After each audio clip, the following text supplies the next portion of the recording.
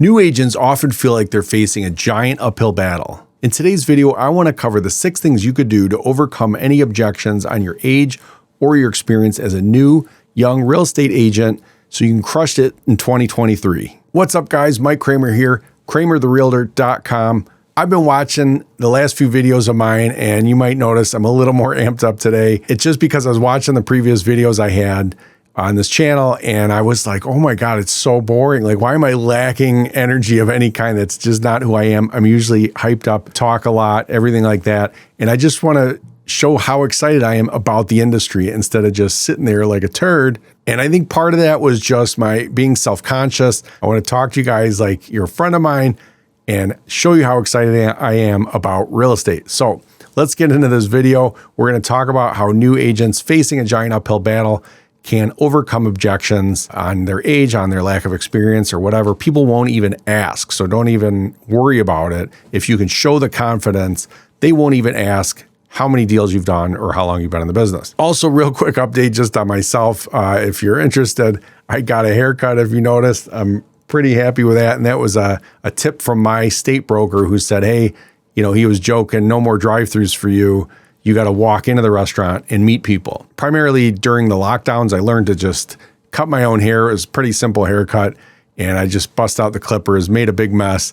But I've been doing that for a couple of years, and I was like, you know what? He's right. It's time to get back out there and walk into the barbershop and introduce people. I did that yesterday, got 2 leads, just sitting there telling them what I do.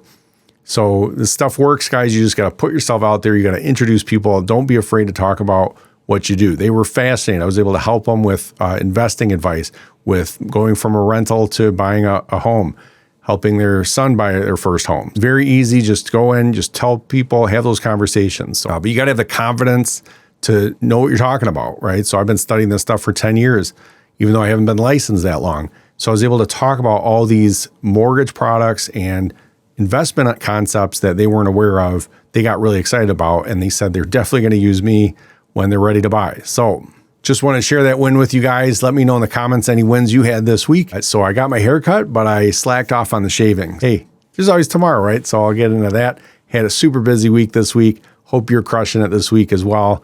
We're about half over, so let's get into this. So you can use your age to your advantage, right? So a lot of the older people either have families. I mean, you may have a family too, but as you get older, it's more likely that you're going to be married, have a family, have more commitments, have kids that have commitments, or you're going to have more commitments, or you're going to have a job and a side business or whatever. You're just going to get busier as you get older. So you can use your age to your advantage, that you have more time, you have more energy, and you could put that to good use to grow your business. So don't underestimate that. I wish that I started this business in my 20s, because I know I would have been crushing it super fast and would have more time and energy to commit to it. Don't think of it as a disadvantage. You have a huge advantage, and you also have the luxury of time, meaning even if you screw up for a year or two, you have decades ahead of you where you can learn how to refine your skills and things like that. So the second thing is over-deliver on value. So this is how you can overcome that objection and have it not even come up, honestly, of people bringing up your lack of experience or questioning how long you've been in the industry. If you over-deliver on value from the front, that means from every communication you have, and just sell the next step, right? Get that appointment, offer them free information, just over-deliver up front. I know guys doing FSBOs, for sale by owners, that are offering to do free drone photography, free professional photos for the clients before they're even a listing for them, right? This is, hey, I'll help you sell your FSBO as a sale by owner and get you free professional photography. I'll get you a free website. There's a guy that has a whole video, I'll try to link it below, talks about this, and he's over-delivering on the value. So over-deliver on value. So you set that appointment. Once you get the appointment, you're giving them your buyers or listing booklet, right? You're talking to them about what you're going to do above and beyond what everyone else is going to do. Better communication, find out what their preference is. You'd be surprised how many agents just have, the bar is low. I always tell people that the bar is very low. Agents don't even try, right? They're not trying to get the leads. They're not trying to get the appointments. And from that point on, they're not even trying to impress their clients. So you just do more than most agents, and you're going to be over-delivering on value. Go above and beyond, right? Send them gifts, send them cards, send them holiday notices. all that stuff. Just over deliver on value. There's printouts you can give with all the local information. There's a website I'll send you. I'll put in the link below.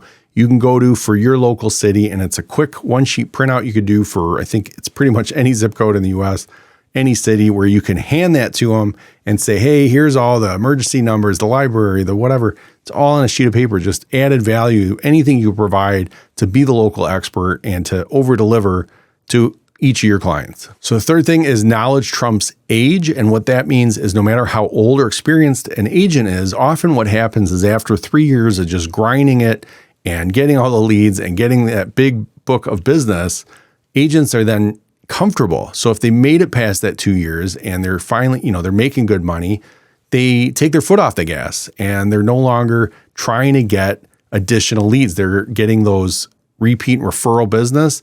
Their book is growing, but not, it's pretty steady, right? And their business is steady. They're making a comfortable income and they just take their foot off the gas because they'd rather have their spare time and go on vacation and things like that. And, the problem is that if they're not at a brokerage like EXP that offers residual income and equity in the stock options where you get all of your cap money back in stock, that money stops coming in when you stop being an active agent. So you got to be at the right brokerage. And that's why one of the most important things I'll talk about in my next video is choosing the right brokerage and choosing the right sponsor at that brokerage. So knowledge trumps age. It doesn't matter how old or experienced an agent is. They may just have really 3 years of experience getting leads at one point in time and then they stopped because that's what worked for them. And then they're done. So just, be aware of that, right? Like when you're starting out, your ability to learn, you can just keep learning. You can learn past how long they learned. You can get leads and grow your business for more years than they did. So keep that in mind. Number 4 is to look the part. So often younger people just have, more casual dress, and it's been a casual dress code at every place of employment, whether it's an office or even more casual workplaces. People are accustomed to just not dressing up anymore. So when I started working at an office, I had to wear a tie and dress pants. And it was, business attire. So a suit, but maybe a jacket, right? But it was at least a tie and a shirt I had to wear every day. They eased off on that where we no longer needed ties, but still had to wear dress clothes. And then of course, during the lockdowns the last couple of years, everyone dresses like a slob. They're wearing their pajamas to Walmart. They're wearing their pajamas out in public in the afternoon and the evenings at restaurants. And really everyone's been slumming it. It's kind of part of the reason why I started dressing nicer, but really you got to look the part, Don't wear just a t-shirt and jeans. Don't look like a bum. You want to impress your clients. And no matter what anyone says or wants to think, there is a such thing as a first impression, and you could make a good one by dressing properly. Some of the most successful agents have hard rules about wearing a suit the first time they ever meet a client. No exceptions. Full suit with tie, everything. After that, they can go out, sport coat, dress shirt, whatever, but keep it collared shirts. You could do jeans. I usually will do jeans, just like I'm wearing now. It's jeans, you can't see, dress shirt, sport coat. First time I meet a client, though, a suit is a good idea. It's up to you. You could run your own business, but I would at least wear a dress shirt, collared shirt, and some blazer or a sport coat or something like that. You only need to buy like 2 of them. They'll mix and match with that everything. You could add more as you go. But again, it's your business. But that's what I would do to overcome the objections of lack of experience or your age and the perception that people have that's often wrong about how good your abilities are to serve them as their agent. So you want to look the part. It means not a disheveled look. You don't want a nasty beard out to here with whatever braids coming out of it or whatever, bottle caps stuck in your beard or, messed up long hair. You could certainly do that. You're free to. There's no rules. It's just that people will have a first impression of you. And if you're wondering why you're not getting clients, that could have something to do with it. Why maybe you're booking appointments, but you're not getting the contract signed. You're not actually getting clients to commit to you. They need to know just by looking at you, unfortunately, and then with a few minutes of your time and what you can tell them and convince them of, I'm telling you that first impression when they see you really does matter. And they have to know that they could trust you with the largest financial transaction of most people's lives.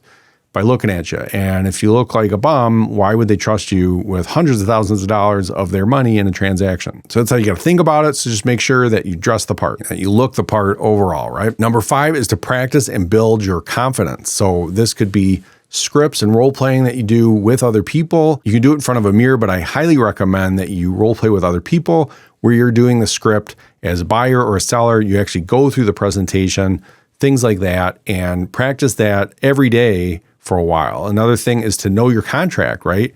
You can have the confidence when you look through that buyer's contract when you're making an offer or the listing contract. Go through and read the purchase contract every day for 2 weeks.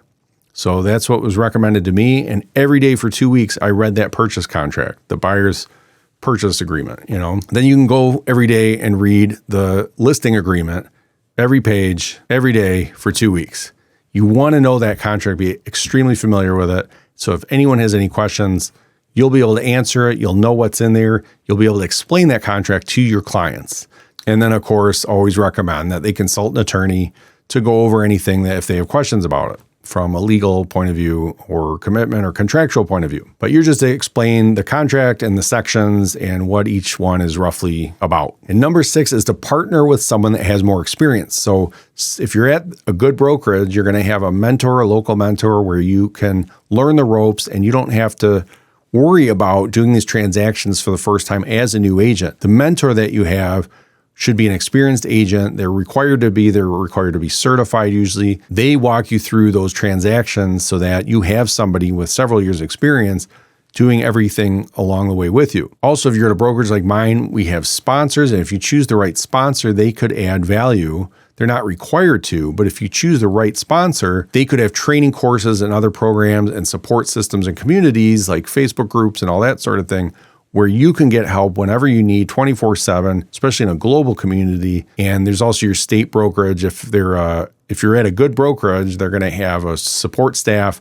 that's available to help you anytime. The global ones are 24/7 like mine, but some of the other smaller ones that are franchises, you're probably not going to get the assistance you need at any time because there's 1 or 2 people working there and they're just working banker's hours if you're lucky. So you want to partner with somebody that has more experience, and that's not just your sponsor, but at eXp, if you're at my brokerage and you join under me, you're in my group with me as your sponsor, you have access to my entire upline. And that's 6 people above me that each offer value on top of whatever my sponsor's offering. And it's on top of, you'll get whatever I'm offering as well. So you're going to get that entire upline, and then you can build your team out with your downline. And we'll talk about that in a future video for eXp, but that's what you want to look for in a brokerage and a sponsorship, where you can get a sponsor, you can get a mentor, and you can partner with these people that have more experience. So you could partner with me. I could teach you YouTube. I could teach you the media, the drone. I'm a licensed drone pilot, photography. You want to hire that out, but I can tell you what to look for. Or if you're on a budget, I can tell you how to start off. Do that on your own. Those are just some of the things off the top of my head while I'm doing this video on what I could help you with. But it's also all the IT stuff, the tech stuff, the websites, all the ins and outs, your email, all that sort of thing I can help you out with. If you partner with me, I can help you with that on top of helping with all of the real estate questions and how to get through each step of the way and how to get your leads. You don't need to learn everything at once, right? You don't need to learn every stroke to know how to swim. You just need to know a stroke and start swimming and just try it, right? You're going to make mistakes. You're going to be different. You're built different than other people. So you're going to want to just start swimming. So I'm going to help you start swimming. And that's in real estate, getting leads. And then you get your next contract or your first contract. And you just rinse and repeat. You learn new things. You focus on one thing at a time, move on to the next thing. But those are the sorts of things that when you partner with somebody with experience, they can help you through so you can have a successful long career in real estate. All right, I want to keep this one short today, so hopefully that helped you out, and hopefully you'll no longer feel like a new agent that's just facing a long uphill battle. And these 6 things that I covered should help you overcome any objection on your age or lack of experience as a new young real estate agent so you can crush it in 2023. Good luck. I'll see you guys in the next video.